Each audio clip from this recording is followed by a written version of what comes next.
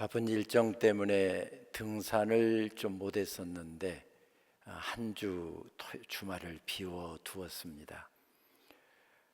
그리고 아침 일찍 등산을 할 계획을 세웠는데 저는 주로 서울 외곽의 한 700, 800m 산들을 주로 돌아가면서 혼자서 등산을 하고는 하는데요. 그날은 팔당댐 부근의 예봉산을 등산하기로 했습니다. 아침 6시 일찍 출발하려고 전날 배낭을 다 챙겨두었고, 아침에 일어나서 기도 마친 다음에 바로 배낭 메고, 그리고 등산화 신고 스틱 챙겨 들고 바로 현관문을 나서려고 하던 그 순간에 오늘 대기는 어떻지? 라고 생각이 들어서 대기질 웹을 열었습니다. 원통 빨강색이었습니다. 초미세먼지 매우 나쁨, 미세먼지 상당히 나쁨, 실외 활동 자제할 것, 집에 있을 것, 이런 문구까지 친절하게 떠 있었습니다. 여러분, 제가 그날 등산을 했게요, 포기했게요? 포기했습니다. 건강에 유익이 될까 싶어서 등산하는데 괜히 나쁜 공기 제 몸에 채울 이유가 없었기 때문이었습니다. 그날 아무 데도 가지 않았고요. 문 꼭꼭 걸어 닫고서 하루 종일 집에 있었습니다. 오늘 신명기 6장에서 만나게 되는 모압 평지에 서 있었던 이스라엘 백성들도 마찬가지였습니다. 한 가지 소식이 모든 것을 묶어버렸습니다. 사실 광야 40년이라고 하는 긴 세월을 지난 다음에 그들은 드디어 광야의 끝자락에 서 있었습니다. 느보산은 835m가 되는 꽤 높은 산이지요. 느보산에 올라가면 그림처럼 앞에 가나안 땅이 펼쳐집니다. 저것은 느보산 정상에서 찍은 사진인데요. 지금 하늘 색깔하고 땅 색깔하고 만나는 그 지점에 요단강이 흐르고 그 요단강을 건너면 거기서부터가 바로 가나안 땅입니다. 그런데 하필이면 나만 가나안 땅에 못 들어간답니다. 어떻게 지금까지 하나님을 섬겨왔고 어떻게 하나님의 일을 위해서 충성했는지 다른 사람은 몰라도 하나님은 잘 아실 거 아닙니까? 그런데 하나님께서 나만 못 들어간답니다. 가나안 땅 문 앞에 서서 정말 행복했을 이스라엘 백성들도 그랬지만은 그 중에서 가장 힘든 사람을 들라고 한다면 모세를 들 수 있을 것 같습니다. 모세라고 하는 걸쭉한 지도자가 없다고 한다면 어떻게 우리가 가나안 땅을 정복할 수 있을까라고 하는 두려움이 이스라엘 백성들에게도 있었겠지만은 그러나 모세에게는 꿈에도 그리던 가나안이 눈앞에 펼쳐지는데 하필이면 거기서 나만 못 들어간다고 했을 때 힘들었을 것입니다. 하나님, 저에게 이러시면 안 되죠. 제가 어떻게 하나님 섬겼는데요. 하나님, 저에게 그러시면 섭섭하죠. 그런 이야기가 절로 터져 나올 상황입니다.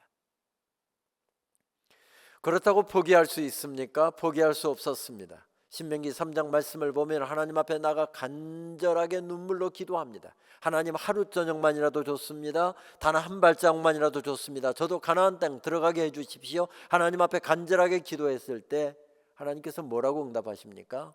하나님이 경상도 말로 이렇게 응답하십니다. 고마해라 마 됐다마. 이런 지하에 거절해 버리십니다. 그리고 뭐라고 말씀하시죠? 그 기도는 더 이상 하지도 말라라고 아예 못을 박아버리십니다.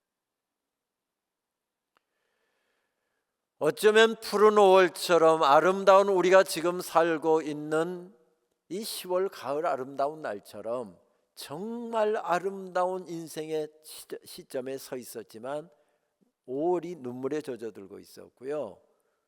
아름다운 가을날이 다 구겨지고 있는 것을 발견하게 됩니다. 이럴 때 모세가 얼마나 실망이 되었을까요? 그런데 모세는 말씀을 가만히 살펴보면 하나님의 뜻을 그대로 받아들이고 있습니다. 그리고 인생 마지막 날에도 하나님께서 원하시는 일들을 성실하게 행하고 그리고 인생을 그렇게 끝내고 있는 것을 발견하게 됩니다. 하나님께서 원하시는 일이 무엇이었습니까? 모세가 마지막 날을 살고 있는데 가슴에 하나님의 말씀을 담아주십니다. 그리고 그 말씀 하나님의 백성들에게 전하랍니다. 그래서 어쩌면 오전에 한 번, 오후에 한 번, 저녁에 한 번 특별 집회를 열었던 것 같습니다. 피토하듯이 하나님의 말씀을 전하고 하나님의 원하시는 뜻을 전한 다음에 그는 그렇게 호련히 세상을 떠납니다. 그래서 신명기 말씀을 보게 되면 모세의 죽음 예고와 세 편의 설교와 그리고 설교를 마친 모세가 손을 들어서 하나님 앞에 긴 찬양을 올려드리고 그리고 손을 들어서 이스라엘 12지파를 축복한 다음에 그렇게 세상을 떠난다 하는 이야기로 되어 있습니다. 원망할 수 있는 자리였습니다. 눈물에 젖어들고 있는 그런 시간이었습니다. 이리 보아도 저리 보아도 섭섭함 가득했고요, 원망이 넘쳐나고요, 한숨이 터져 나오는 그런 인생길을 보내고 있었습니다. 어쩌면 우리 인생길도 유형은 다를 수 있지만 이런 삶들이 계속해서 펼쳐지잖아요. 그래서 웃고 감사하고 행복해하면서 살기보다는 걱정하고 염려하고 한숨 쉬고 밤잠 이루지 못하고 때로는 방황하고 그렇게 살아가야 되는 인생길 아닙니까?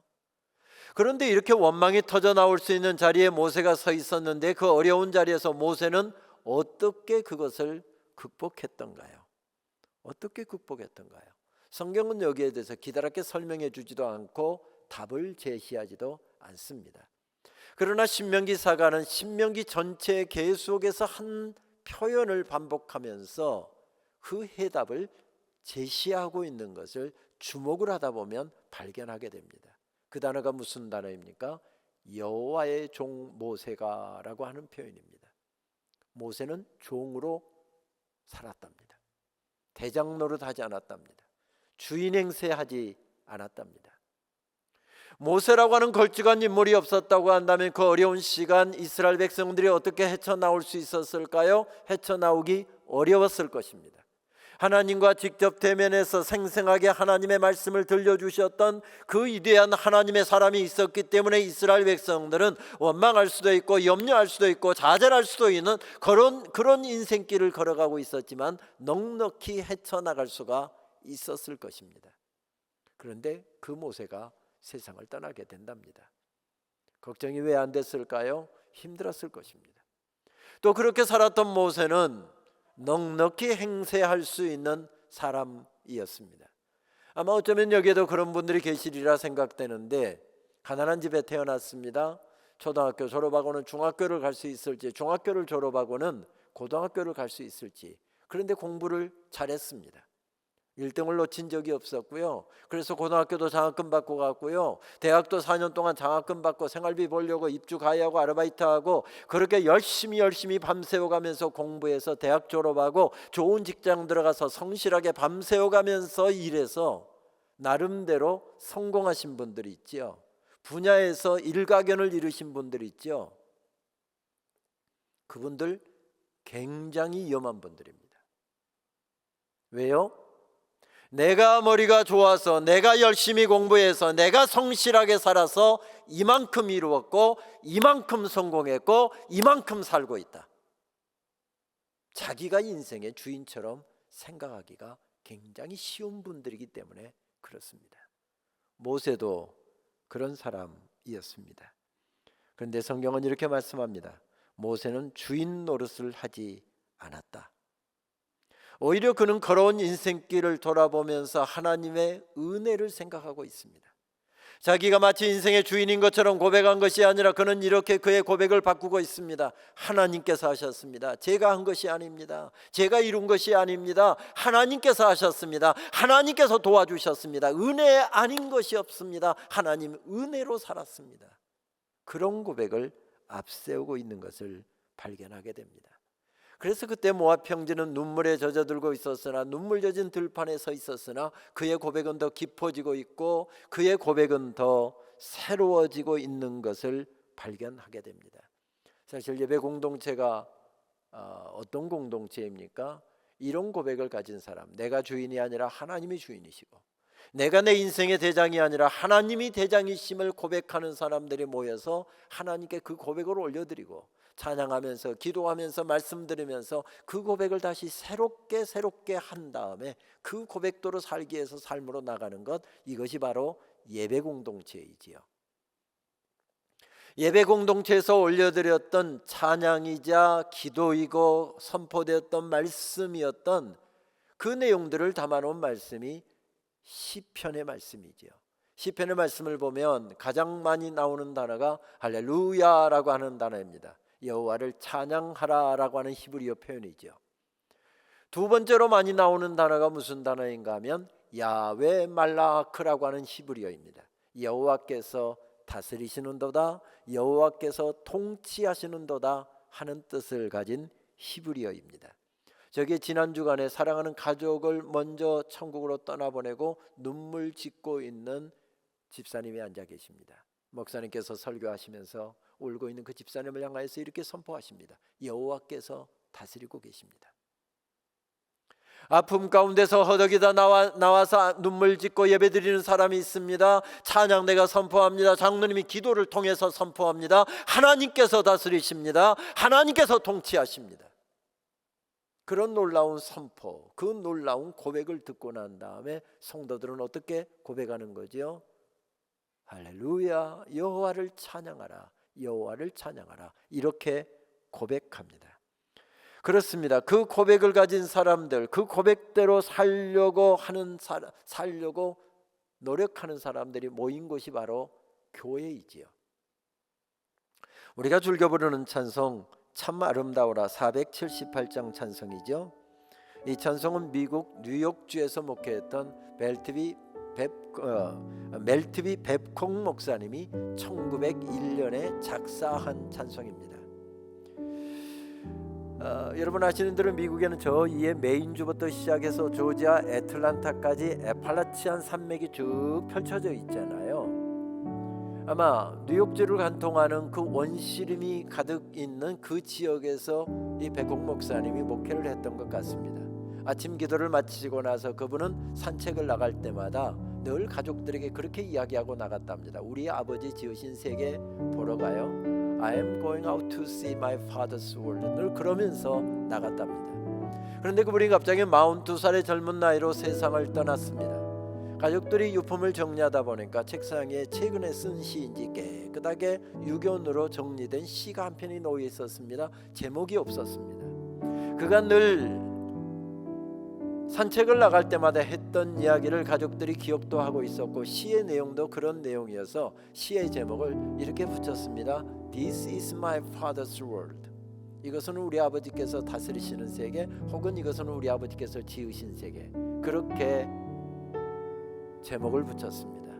그의 친구였던 프랭클린 셰퍼드가 이 가사를 접하고서 거기에 곡조를 붙인 것이 오늘 우리가 즐겨 부르는 찬송입니다. 그 찬송은 85개국 언어로 번역이 되어서 널리 사랑받는 찬송이 되었지요. 본래는 6절이었지만 미국 연합감리교회 UMC에서 이 찬송을 개편하면서 3절로 축약을 했습니다. 소설가이자 감리교 목사였던 전영택 목사님이 1935년에 UMC에 실린 그 찬송 가사를 그대로 번역해서 신편 찬송가라고 하는 찬송가에 처음 실려서 오늘 우리가 부르는 찬송이 되었습니다. 가사가 이렇게 되어 있죠. 참 아름다워라 주님의 세계는 저 솔로몬의 옷보다 더 고운 백합화, 주 찬송하는 듯 저 맑은 새소리, 내 아버지의 지으신 그 솜씨 깊도다. 여러분 표정 보니까 한번 찬송했으면 좋겠다 하는 표정이신데 반주자가 찬양하라고 우리 반주를 붙여주고 있습니다. 같이 한번 찬양할까요?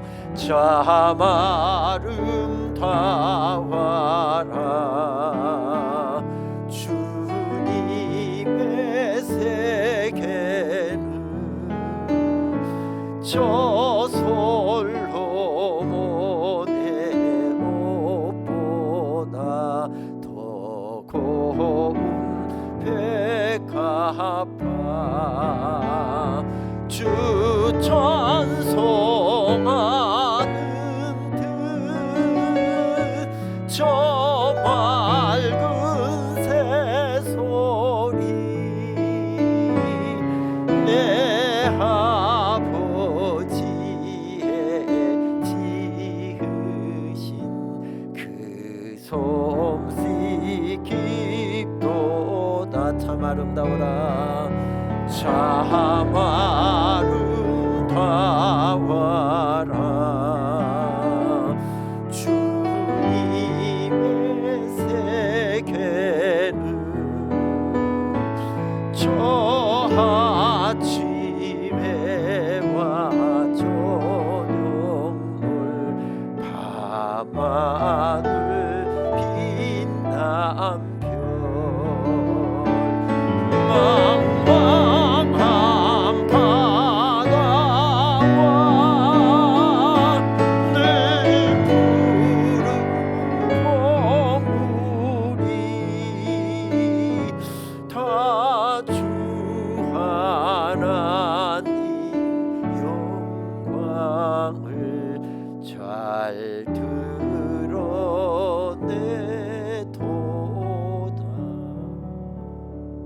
할렐루야. 어쩌면 하나님께서 지으신 창조 세계의 아름다움과 그 가운데 깃든 영광을 이렇게 아름답게 찬양할 수 있을까 하는 생각이 들 정도로 참 아름다운 찬양입니다.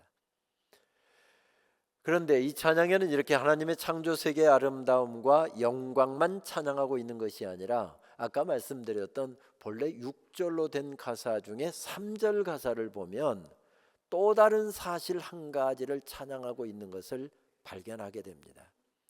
그 원문, 영어로 된 원문의 분위기를 좀 살리기 위해서 제가 영어로 먼저 읽고 한국말로 읽도록 하겠습니다. This is my father's world.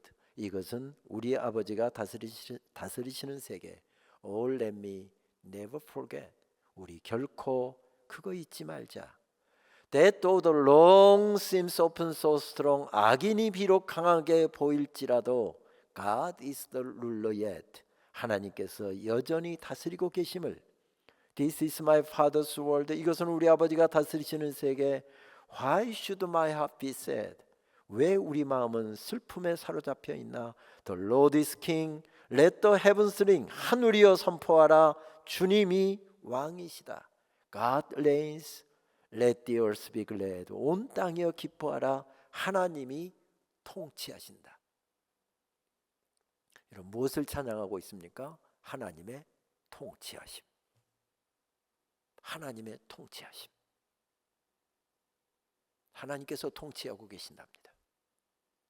오늘 내 인생이 눈물에 젖어들고 있는데, 오늘 내 인생이 힘들어서 답답해서 죽을 것 같은데, 오늘 내 삶이 너무 힘든 일이 있어서 내 속이 날마다 새까맣게 타들어가는데, 그 어려움의 삶의 들판을 하나님께서 다스리고 계신답니다. 하나님께서 통치하고 계신답니다. 모세가 그것을 알았던 게지요.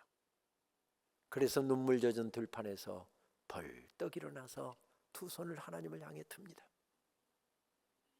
비록 내 인생이 내가 원하는 대로 풀리지 않지만, 비록 내가 원하는 대로 모든 일이 다 잘 되고 있지는 않지만, 내 인생을 통치하신 하나님, 그 하나님을 향하여 두 손을 들고 이렇게 고백합니다. 하나님, 나는 하나님을 신뢰합니다.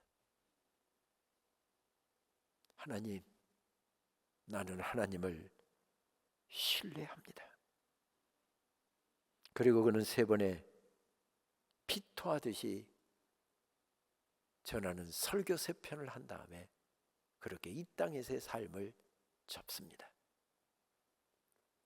오늘 읽은 신명기 6장의 말씀은 설교 중에서 가장 긴 설교가 두 번째 설교인데, 그 설교의 서론격에 해당되는 첫 부분에 해당되는 말씀입니다. 말씀은 이렇게 시작됩니다. 제가 히브리어 원어로 한번 읽을까요? 쇼마 이시로에, 이스라엘아 들으라. 흔히 쉐마라고 우리가 하는 이 원어의 본래 발음은 쇼마이지요. 쇼마 이시로에, 이스라엘아 들으라. 여러분 별로 감동이 없으신 것 같은데, 쇼마라고 하는 뜻은 들으라는 뜻도 있지만 주목 그런 뜻입니다.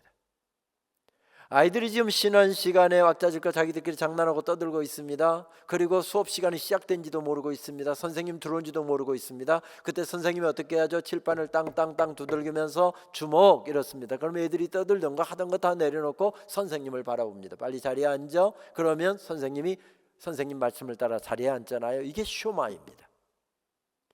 그래도 남자분들 별로 감동을 안 하시는 것 같아서 군대 용어로 제가 한번 다시 해석을 해볼까요?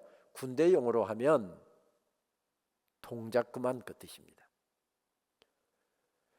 자기가 원하는 것을 하고 있던 사람들의 지간이 와서 동작 그만하면 모든 것을 다 중지하고 그리고 지간을 주목하게 됩니다. 이 쇼마라고 하는 말은 모든 것이 달려 있으니 하던 것 멈추고 내 생각도 내려놓고 내가 원하는 기대도 내려놓고 하나님의 말씀에 주목하라 하면서 이 말씀이 들려주고 있습니다. 말씀을 요약하면 한 4가지로 요약할 수 있을 것 같습니다. 첫째, 마음과 뜻을 다하고 힘을 다하여 하나님을 사랑하십시오. 둘째, 이 말씀을 여러분들의 마음에 새기고 여러분들의 자녀에게도 그것을 가르치십시오. 셋째, 축복의 땅에 들어가 잘 먹고 잘 살게 될 때 하나님을 잊어버리지 않도록 하십시오. 네 번째, 하나님을 깊이 경외하고 그분만을 섬기고 그분만을 예배하십시오. 오늘 말씀을 요약하면 이 4가지 메시지로 축약이 됩니다. 말씀을 조금 더 깊이 들어가 볼까요? 말씀은 이렇게 시작되죠. 이스라엘아 들으라, 주는 우리의 하나님이시요 주는 오직 한 분뿐이시다. 하나님만이 대장이시랍니다. 하나님만이 주인이시랍니다. 그 하나님의 주인 되심을 선언한 다음에 뭐라고 말씀하죠? 너희는 마음을 다하고 뜻을 다하고 힘을 다하여 주 너희의 하나님을 사랑하여라. 하나님이 내 인생의 주인이시다, 하나님이 내 인생의 대장이시다라고 하는 고백을 가지고 있다고 한다면 하나님을 섬길 때 대충 섬기지 말고 기분 따라서 섬기지 말고 환경 따라서 내 감정 따라서 섬기지 말고 내 마음 전부, 내 뜻 전부, 내 생각 전부 그렇게 하나님을 섬길 것을 요청하고 있습니다. 거기서 끝나지 않습니다.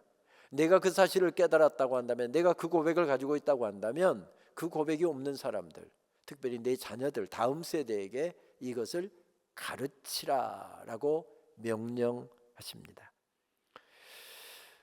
미국의 할리우드에서는 한 해에 영화가 수백 편이 제작되어서 나오죠. 영화 등급을 어떤 등급을 받느냐에 따라서 흥행과 직결되기 때문에 영화 제작자들은 어떤 등급을 받느냐가 초미의 관심사라고 하지요. 그러니까 자연히 등급을 매기는 그 단체는 굉장히 힘이 있는 단체겠죠.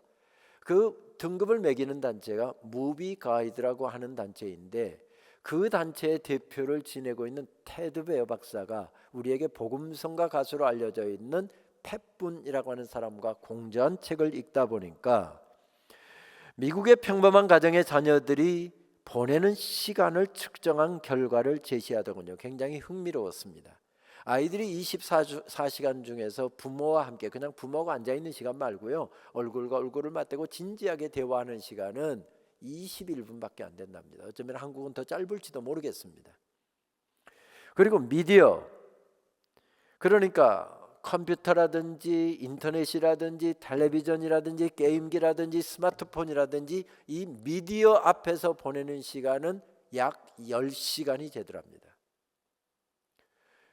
미국의 기독교 가정에서 자라는 아이들이 17살, 미국은 18세부터 성인으로 치잖아요. 17살까지 이 아이는 매주 부모를 따라서 어려서부터 17세까지 한 주도 거르지 않고 교회 신앙생활을 하는 아이입니다. 그런데 기독교 가정에서 자라는 아이가 17세까지 보내는 시간의 데이터 통계를 내놓았는데 그 데이터가 참 재미가 있었습니다. 교회에서 보내는 시간은 평균 800시간, 가족과 함께 보내는 시간은 약 2000시간, 학교에서 보내는 시간은 약 11,000시간, 그리고 아까 말씀드렸던 미디어 앞에서 보내는 시간은 63,000시간이랍니다. 교회가 대단한 시설을 갖춘들, 교회가 대단한 프로그램을 한들 800대 64,000이 여러분 게임이 될까요? 63,000이 게임이 될까요? 게임이 안 될 것입니다. 게임이 안 됩니다. 그래서 하나님께서는 우리 주님의 교회가 캐치프레이즈로 내걸고 있는 것처럼 부모들에게 이 부탁을 합니다. 이건 교회 학교 교사들이, 전도사님들이 하는 일이 아니라 부모가 해야 되는 일이다. 그 당시에도 어려웠다고 한다면 지금은 더 어렵기 때문에 800대 6만 3천은 게임이 될 수 없지만 내 속에 넘쳐나고 있는 고백, 내 평생에 내 삶을 이끌어온 주님을 향한 아름다운 신앙 고백, 그 고백을 내 사랑하는 자녀들에게도, 내 딸에게도, 내 아들에게도 심어줘야 되겠다라고 하는 마음을 가지고 눈물로 기도하고 그것에 대해서 늘 깨어있는 부모가 있다고 한다면 세워지는 역사가 있게 된다는 것입니다. 반대로 그 일에 관심이 없는 교회, 그 일에 관심이 없는 앞세대가 있는 곳에서는 세워지는 역사는 결코 되지 않는다는 말씀입니다. 모세가 바로 이런 영적인 원리를 알았습니다. 내가 바로 서면 저들이 가나안 땅에 가서도 서게 될 것이다. 내가 하나님의 말씀에 붙들려서 이 어려움의 순간에도 믿음으로 걸어가는 것을, 내 고백대로 살고 있는 것을 저 사람들에게 내가 보여준다고 한다면 저 사람들도 가나안 땅에 들어가서 잘 먹고 잘 살 때 할지라도 변질되지 아니하고 그 말씀에 붙들려 그 고백에 따라서 살아갈 것이다. 모세가 그런 영적인 원리를 알았던 것이죠. 그렇습니다. 어린 나무들에게는 버팀목이 필요합니다. 버팀목이 견고할 때 때로는 비바람 속에서도 견고하게 서 있게 되고 또 뿌리를 내리고 큰 나무로 자라가게 됩니다. 사실 버팀목은 누구나에게 필요합니다. 누군가 나에게 버팀목이 되어줬던 사람이 있었기에 오늘 내가 세워진 것은 분명합니다. 그때 하나님께서는 모세에게 내가 버팀목이 될 것을 요청하신 것이죠. 마치 오늘 모세가 그 사실을 깨달으면서 부모 세대들에게 여러분들이 버팀목이 되셔야 합니다. 누군가의 버팀목이 되셔야 합니다. 그 버팀목이 있을 때 세워지는 역사는 계속됩니다. 이 말씀을 전하고 있는 것이지요. 하나님께서는 1901년 5월달 이 땅에 500년 동안 이어져 왔던 조선이 무너져 내리고 있는 그 시점에 평양 땅 미국 장로교 선교사의 작은 사랑방에서 학생 2명으로 한 학교를 시작하셨습니다. 그리고 6년 후에 이 학교는 1907년 6월 20일에 1회 졸업생을 배출했습니다. 길선주, 양전백, 서경조, 한석진, 송인서, 방기창, 이기풍, 이분들의 나이를 조사해서 제가 기록해 놓았습니다마는 38세인 사람은 한 사람, 40세가 두 사람, 그리고 58세까지 다양한 학생들이 있었습니다. 그때 한국 남자 평균 연령이 만 40이었답니다.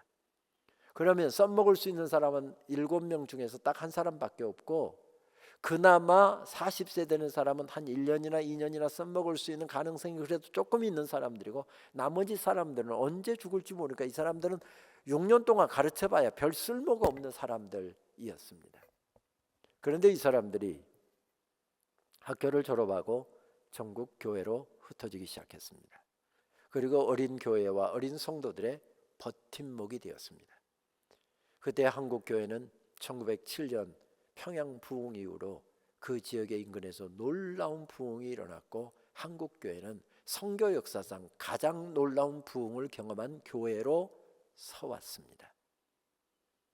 인간적으로 볼 때는 별 볼 일이 없어 보이는 사람들이었지만 그들이 나아가서 버팀목의 역할을 했을 때에 이런 하나님의 역사가 놀랍게 이 땅에서 바로 일어났고, 그러한 세워지는 은혜를 받고 오늘 우리가 여기 서 있는 것입니다. 그러니까 우리들이 그 증인들인 셈입니다.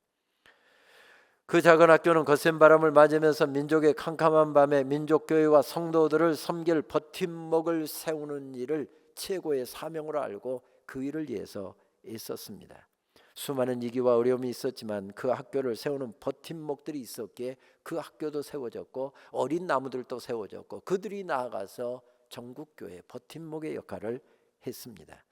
특별히 여러 나라에서 달려오신 선교사님들, 그 귀한 사역을 위해서 전략하여 보내온 후원금들을 통해서 학생들 장학금도 주고 학생들 차비도 주고 학생들 밥도 먹이고, 그리고 그들이 공부하는 학교 교사도 세우고 그리고 기숙사도 세웠습니다. 하지만 1930년대 후반 이후로부터 일본 제국주의의 신사참배 위협 앞에 놓이게 됩니다. 1936년 그 학교의 교장이었던 사무엘 마페 선교사, 마포 3열 선교사는 일본 제국주의 경찰의 암살 위협에 시달리고 있었습니다. 왜냐하면 그가 은밀히 했지만은 3.1운동의 배후 세력이었고 적극적인 지원자였으며, 그리고 3.1운동 때 그 기독교인들이 받았던 많은 박해와 그 일제의 만행을 서방 세계에 알린 역할을 한 사람이기 때문에 그랬습니다. 그래서 2019년도에 3.1운동 100주년이 될 때 공영방송에서는 이분의 일대기가 방영되기도 했었지요. 이러한 사실을 알고서 북장로교 선교부는 선교사를 보호하기 위해서 소환명령을 내렸습니다. 그래서 잠시 소환명령을 받고 미국으로 피신을 갔습니다. 그리고 상황이 좋아지면 곧바로 돌아오겠다. 그러나 그는 돌아오지 못했습니다. 모든 가진 것을 다 조선 땅 학교를 위해서 드렸기 때문에 미국에 가서 거할 집이 없었는데 친구 집에, 가라지라고 그러죠, 차고에다가 침대 놓고서 그렇게 3년을 살다가 1939년에 세상을 떠나 이름 없는 공동묘지에 묻혔기 때문이었습니다. 그가 조선 땅을 떠나기 전에 미국에 있는 자녀들과 학생들에게 그 상황을 알리는 편지를 써서 보낸 적이 있는데 그 편지가 아직도 남아 있습니다. 이해를 돕기 위해서 현대어로 제가 바꾸어서 한번 읽도록 하겠습니다. 우리에게는 여전히 조선교회, 우리 학교, 그리고 우리 모두를 위한 너희들의 기도가 정말 필요하구나. 요즘 우리는 매우 심각한 문제들과 맞닥뜨리고 있다. 어쩌면 우리가 학교를 잃게 될지도 모르겠다.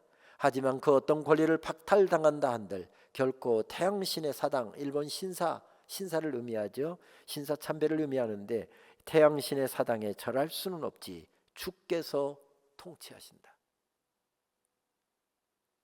인생이 암살 위협을 받으면서 언제 끝날지 모르는 위협을 받으면서 주께서 통치하신다고 가르치고 있습니다. 학교를 빼앗길지도 모르고, 어쩌면 그때가 1936년이었으니까 35년 동안 세워왔던 학교와 그 정성, 자기 가진 모든 재산과 있는 것을 다 쏟아서 이룬 학교를 빼앗길 수도 있는데, 그 어려운 상황 가운데서 뭐라고 고백하고 있습니까? 주께서 통치하신다. 결국 2년 후에 학교는 우상 숭배를 할 수가 없어서 당시 교수회에는 스스로 학교 문을 걸어 닫기로 결정을 하고 학생들에게 통지문을 보냅니다. 그 통지문이 역시 남아있는데 현대어로 바꾸어서 이해를 돕기 위해 현대어로 바꾸어서 읽도록 하겠습니다. 앞서 통보한 본교 가을학기 개학에 대하여 모든 재학생에게 다음과 같이 다시 통지문을 발송합니다. 주님의 은혜 가운데 평안하심을 빕니다. 새로운 형편으로 인하여 일전에 알려드린 8월 31일에는 개학을 하지 못하고 개학을 당분간 연기하게 되었습니다. 다시 통지할 때까지 기다려 주시고 이하여 기도 많이 하여 주시기를 바랍니다. 1938년 8월 21일 대리교장 가간년.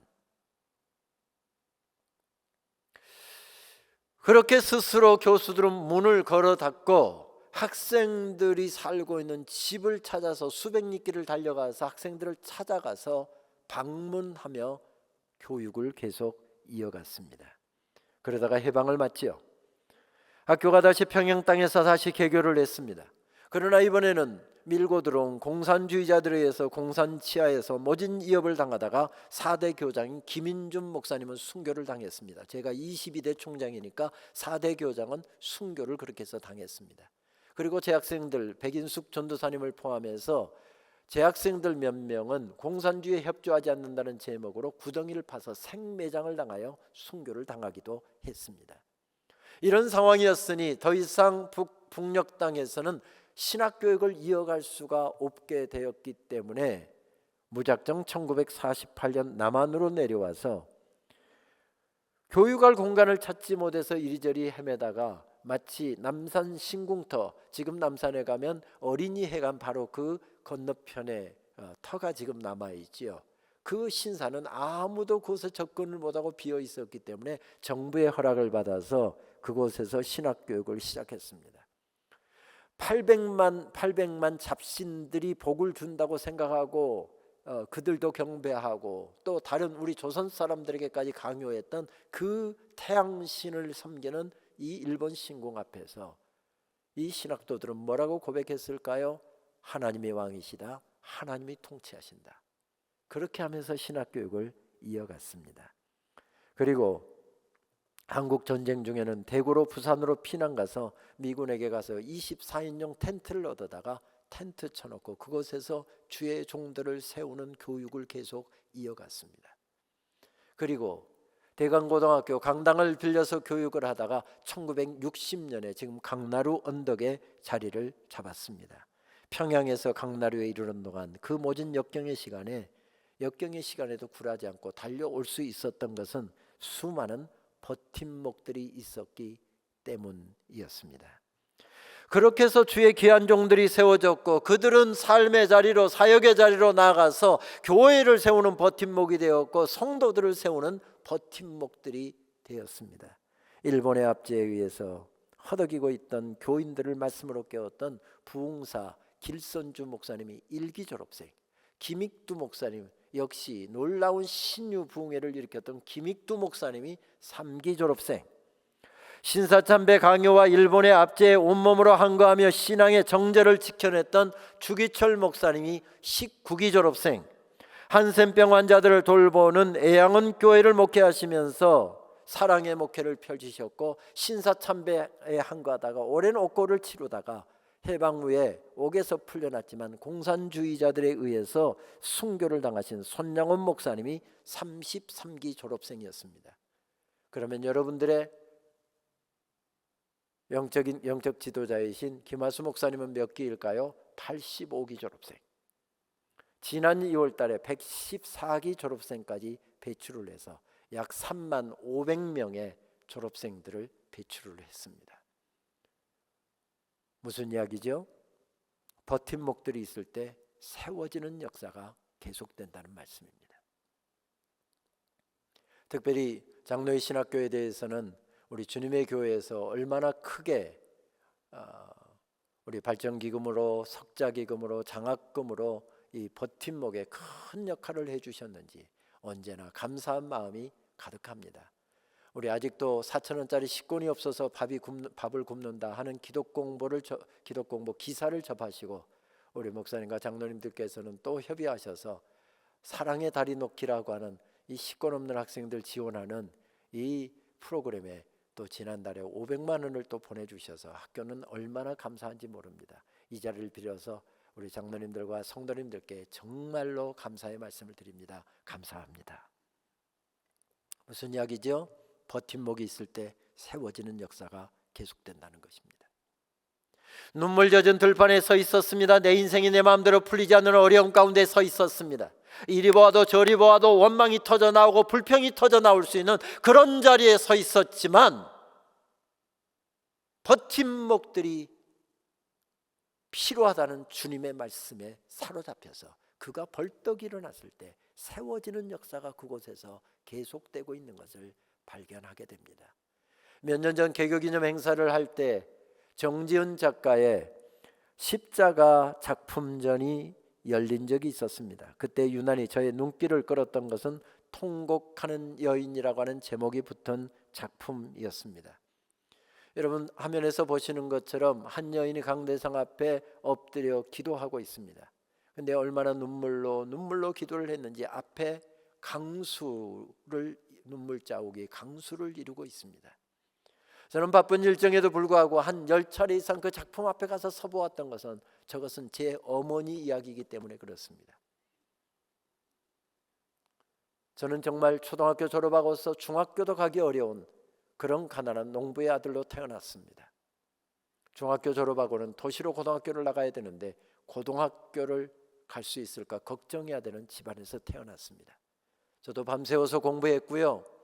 장학금 받아가면서 공부했고요. 입주 가야하고 아르바이트하고 밥도 많이 굶었고 그리고 제때 등록을 못해서 친구들 다 편안하게 학교 다니는데 저는 남은 등록금을 어떻게 마련할까 늘 그렇게 걱정하면서 대학 생활을 했습니다.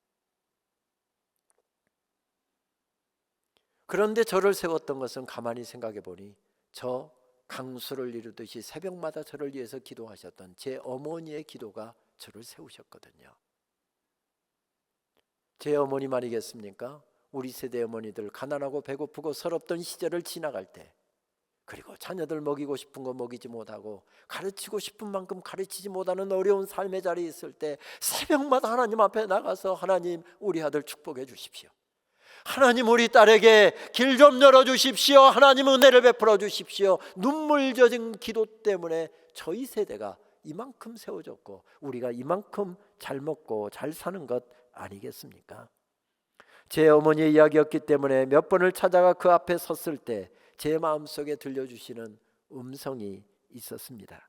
사랑하는 아들아, 오늘 필요한 사람은 어려움 앞에서 절망하고 답답함 앞에서 함께 방황하는 사람이 아니라 십자가 앞에 엎드리는 사람이란다.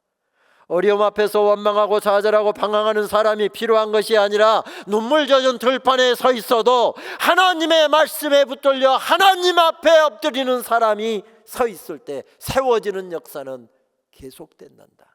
그 음성이었습니다. 그렇습니다. 세워지는 역사는 계속된다는 말씀이지요. 그 학기에 신대원 3학년 필수 과목인 설교의 실제 과목 프리칭 프랙티쿰이라고 하는 과목을 진행했습니다. 여기에 있는 우리 교단의 목사님들은 다 신대원 3학년 때 필수 과목인 이 과목을 다 패스를 해야 졸업을 할 수가 있는데 굉장히 엄격하게 진행되는 과목입니다. 그러다 보니 먼저 오리엔테이션부터 하고 수업을 시작합니다. 그것도 대그룹으로 하는 게 아니라 한 25명 정도 소그룹으로 합니다. 보통 일주일 전에 목사님들이 그러시는 것처럼 일주일 전에 본문, 지정된 본문이 하나 딱 주어지고요, 그것으로 본문을 연구하고 설교를 준비한 다음에 교수와 학생들 앞에서 설교를 실연을 하고 실제로 전달을 하고 그리고 평가를 받는 굉장히 엄격하게 진행되는 과목입니다. 오리엔테이션 때 한 학생이 손을 들고 질문을 하더군요. 교수님, 이 과목에서 어떻게 하면 점수를 잘 받을 수 있습니까? 그래서 제가 바로 대답을 했습니다. 설교 너무 잘하려고 하지 마라. 설교 잘하려고 하면 기교가 나오고 뭔가 거짓이 끼일 수 있는데 하나님의 말씀 정확히 있고 하나님이 그 본문을 통해서 말씀하시기를 원하시는 것을 너의 설교에다 정확히 담아서 성도들이 이해하기 쉽게 그 말씀을 정확하게 전달하려고 노력하라. 설교의 실제 시간에 다 들었던 내용이기 때문에 별로 학생들이 감동을 안 하는 모습이었습니다. 그래서 제가 한마디를 더 했죠. 교수를 울리면 무조건 A+다. 그런데 문제는 교수가 강팍해서 잘 울지 않는다는 데 문제가 있습니다. 그런데 바로 그 질문을 했던 그 학생이 저를 울렸습니다. 그 학기에 저에게서 수강했던 한 130명 학생들 가운데서 A+를 받았던 친구는 그 학생 한 명이었습니다. 그 친구는 설교 가운데 자기 할머니 이야기를 하더군요. 할머니가 지금 8순을 넘으셨는데 할아버지하고 고향에서 두 분만 살고 계십니다. 근데 언제부턴가 하나씩 잊어갑니다. 60년을 살아왔던 남편의 얼굴도 이름도 잊어버렸고요. 구남매를 두셨는데 새벽마다 구남매 이름을 부르면서 기도했는데 자녀들의 이름도 얼굴도 다 잊어버렸습니다.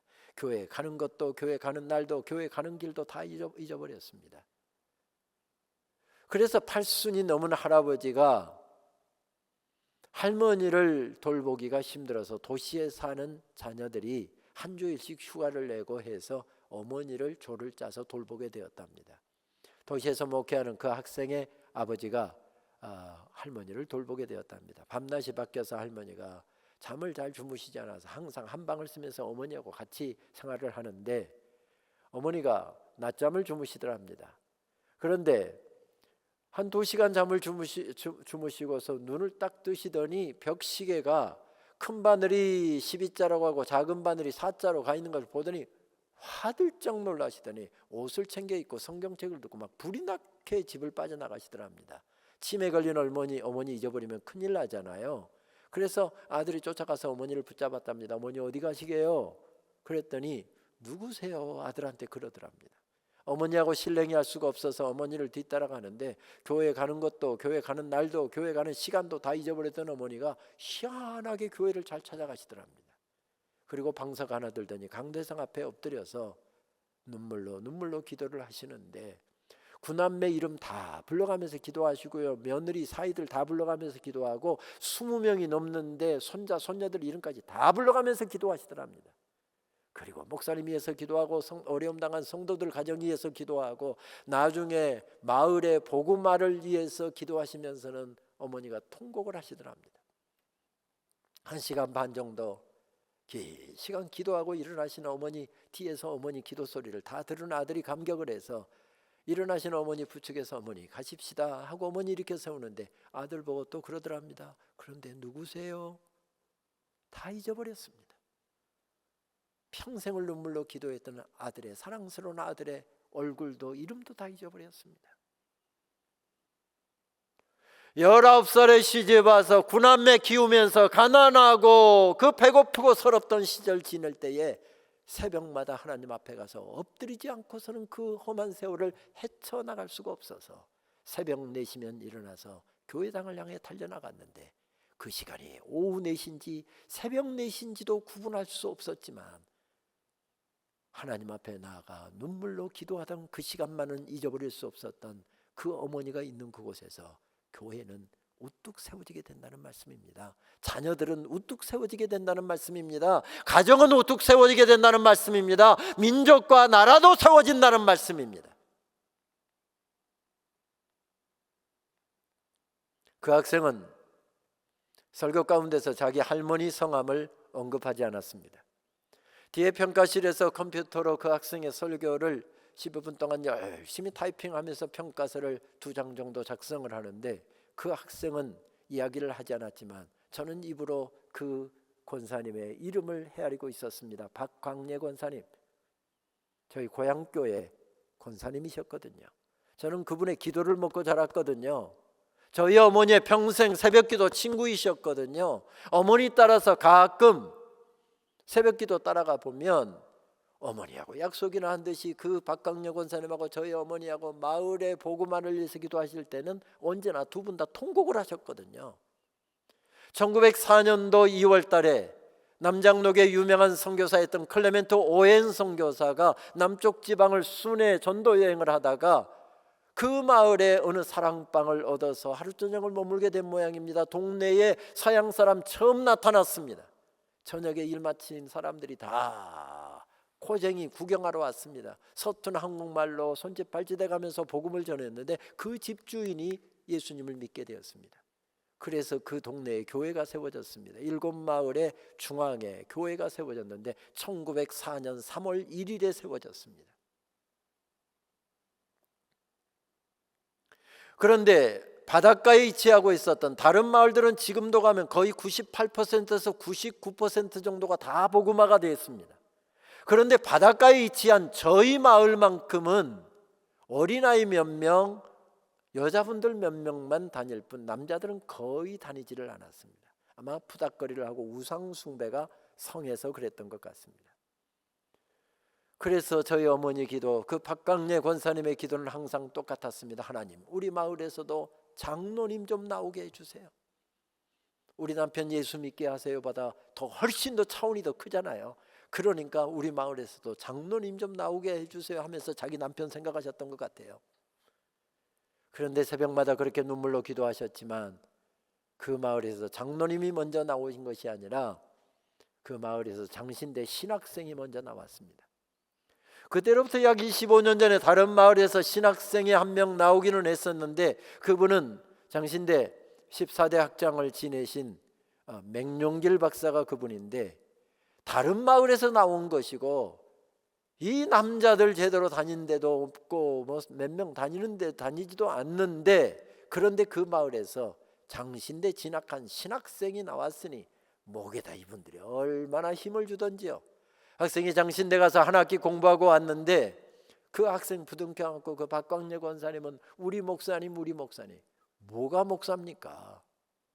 그 학생 7년은 앞으로도 공부해야 되고 2년 전도사 생활하고 목사고시 패스하고 노예에서 다 모든 자격들을 갖추어야 그래야 안수받는데 한 학기 공부하고 왔는데 목사랍니다. 무슨 이야기죠? 기도에 대한 감격이었던 것이지요. 그렇습니다. 그 학생은 장신대를 졸업하고 지금 오늘 주님의 교회에서 설교하고 있습니다. 제가 몇 년 전에 고향교회 집회 인도해달라고 해서 갔더니 제가 조사를 하려고 한 게 아니라 장로님들 구성을 보니까 한두 사람 제 선배고 친구들하고 후배들 다 장로들 하고 있는데, 가만히 제가 보니까 제 후배들이고 친구들이고 하니까 어느 마을 출신인지 다 알잖아요. 가만히 보니까 5분의 4가 다 장로님들 5분의 4가 그 마을 출신이었습니다. 안수 집사님 가운데서, 권사님들 가운데서 교회 일 앞장서서 하시는 분들을 가만히 눈여겨보니까 대부분이 다 그 마을 출신이었습니다. 무슨 이야기죠? 세워진다는 말씀입니다. 오늘 코로나로 인해서 참 힘든 시간을 보내다가 이 자리에 나온 분들이 계실 것입니다. 영상으로 예배드리는 분들이 계실 것입니다. 장사가 안 돼서 삶이 어려워서 주저앉아 버리고 싶은 분들도 계실 것입니다. 모세도 그랬습니다. 죽을 것 같은 시간을 보내다 오신 분들도 계실 것입니다. 모세도 그랬습니다.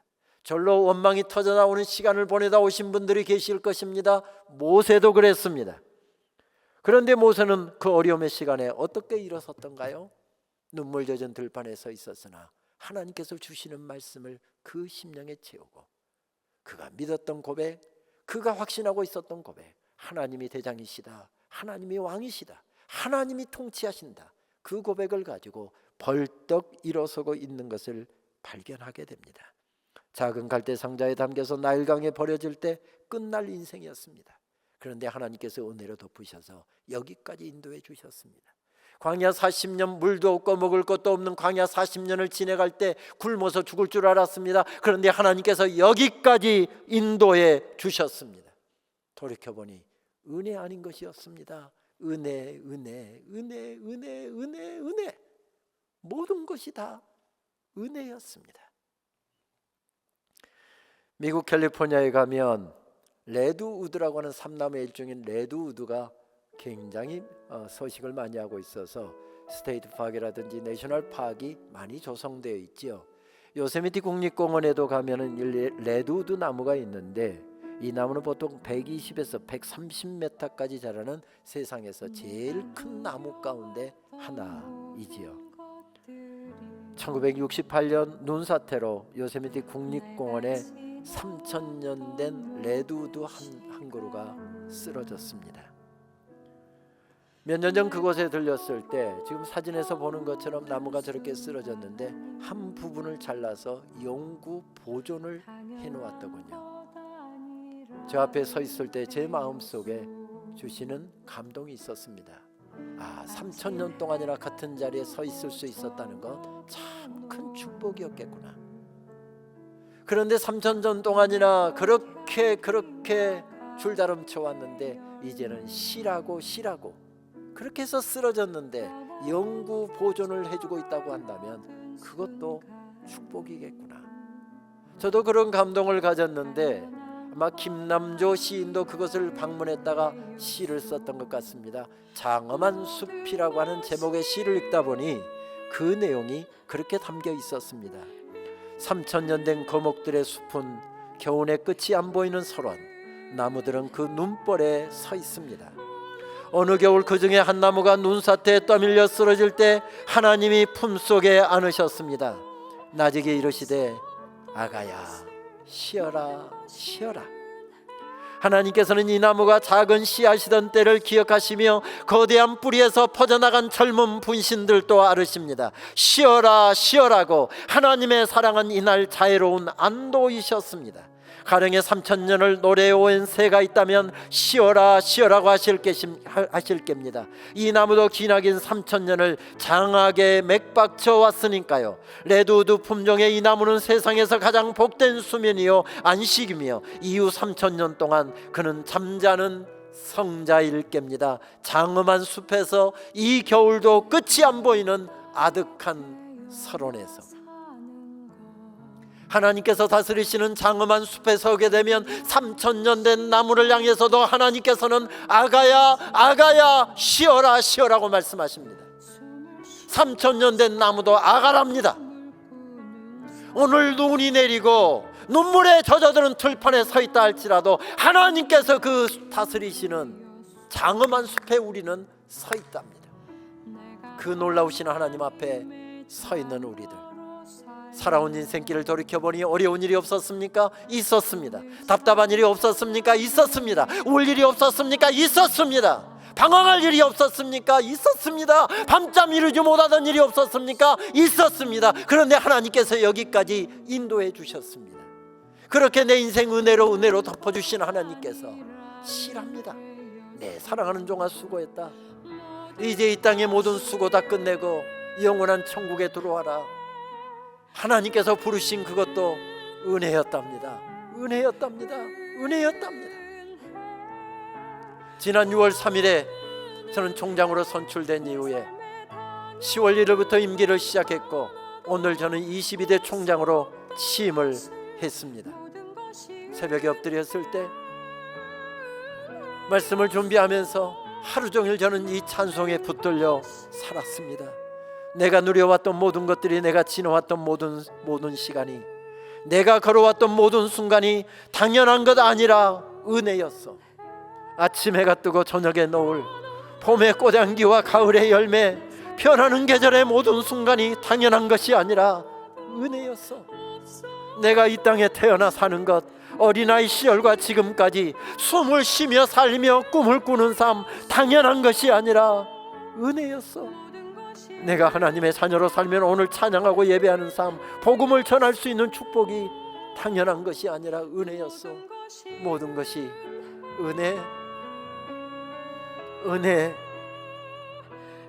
은혜였어. 은혜였어. 그렇게 모세가 눈물 젖은 들판에서 승리했던 것처럼, 사랑하는 여러분, 우리도 남은 인생길, 때로는 비바람도 불고 눈보라도 치고 원치 않는 모습으로 우리 인생이 풀려간다 할지라도 하나님, 모든 것이 은혜였습니다. 하나님, 모든 것이 은혜였습니다. 은혜 아닌 것이 없습니다. 하나님, 저는 하나님을 신뢰합니다. 이 고백 가지고 우리들도 당당하게 남은 인생길을 걸어가십시다. 이 코로나 전국들을 이겨가십시다. 기도하겠습니다. 하나님, 그렇습니다. 내가 누려왔던 모든 것들이, 내가 지내왔던 모든 시간이, 내가 걸어왔던 모든 순간이 당연한 것이 아니라 하나님, 은혜였습니다. 내가 이 땅에 태어나서 사는 것, 어린아이 시절과 지금까지 숨을 쉬며 살며 꿈을 꾸는 삶, 당연한 것이 아니라 주님, 은혜였습니다. 주님, 감사합니다. 은혜 잊어버리지 않고 살겠습니다.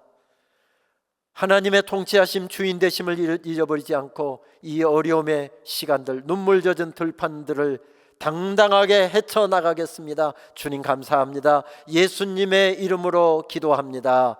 아멘.